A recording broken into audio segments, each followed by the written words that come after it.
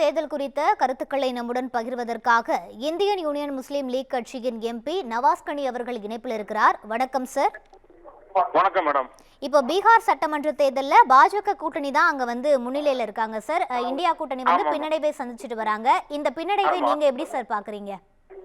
இது எதிர்பார்த்தது மேடம். 65 லட்சம் வாக்காளரை எஸ்ஐஆர் மூலமா நீக்கிட்டு ஒரு ஜனநாயக படுகொலையை பண்ணிட்டு தேர்தலை சந்திச்சா அது எத்தகைய முடிவை கொடுக்குங்கிறது நாங்க எதிர்பார்த்ததுதான்.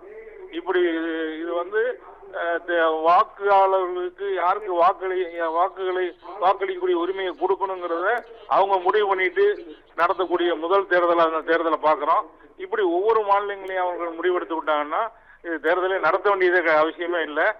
அப்படி இங்க ஒரு தேர்தல் ஆணையம் ஒரு மிகப்பெரிய ஒரு ஜனநாயக படுகொலை பண்ணிருக்குன்னு சொல்லி எதிர்கட்சி தலைவர் ராகுல் காந்தி தொடர்ந்து வலியுறுத்தினார், பல்வேறு போராட்டங்களை பண்ணாரு. ஆனால் அதை எதையுமே கண்டுகொள்ளாத தேர்தல் ஆணையம் 65 லட்சம் வாக்காளர்களை நீக்கிவிட்டு தேர்தல் நடத்தினோட முடிவு தான் இது. இது தொடரக்கூடாது. தமிழ்நாடு போன்ற மாநிலங்களை எஸ்ஐஆரை அவங்க நடைமுறைப்படுத்திக்கிட்டு வராங்க. அது மூலமா இப்படி ஒரு நடைமுறையை தொடர்ந்திருக்கிறதுக்காக இங்க இருக்கக்கூடிய நம்முடைய திராவிட முன்னேற்ற கழகம் தலைமையிலான கூட்டணி கட்சிகள்லாம் இணைந்து அதெல்லாம் முறியடிப்போமா. நன்றி சார். இணைப்பில் உங்களது கருத்துக்களை பகிர்ந்தமைக்கு நன்றி.